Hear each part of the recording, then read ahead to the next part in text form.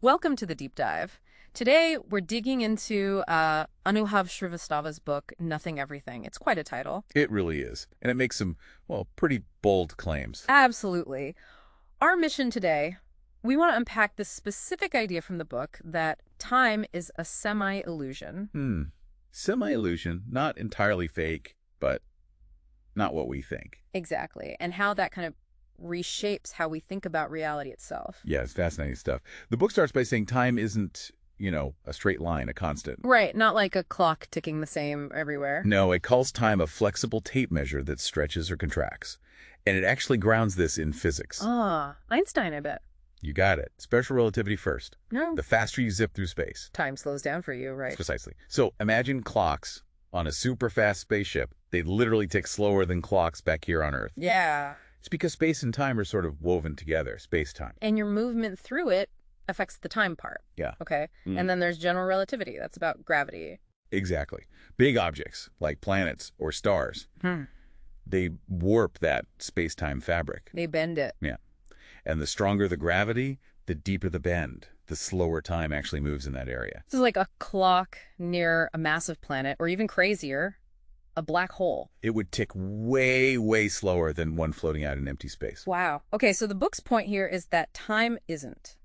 It's not absolute. It's not the same everywhere for everyone. That's the core takeaway from the physics side. It can literally stretch or compress. It's relative. But then the book goes further, right? It's not just physics making time weird. No, it brings in our own experience, our psychology.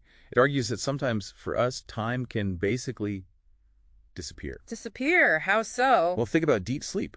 No dreams. You go to sleep, you wake up. Hours might have passed. But it feels like maybe a second or Yeah. nothing at all. Exactly. It's our brain, our senses being active that gives time its feeling of duration, its length.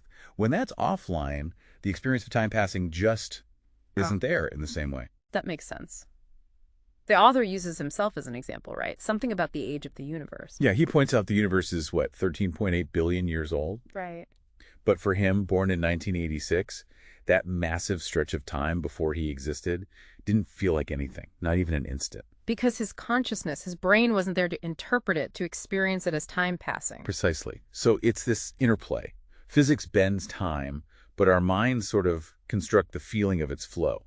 Okay, so if time itself is this semi-illusion, shaped by physics and our minds, where does that leave reality? Ah, yes. That leads directly to the next big idea. The classic question. Tree falls in the forest, nobody's around.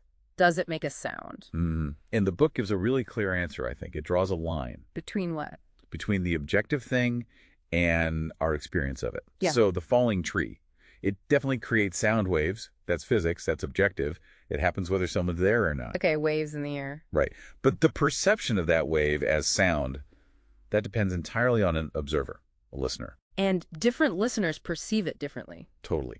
A human hears one thing. A dog, with its different hearing range, hears something else. A bat.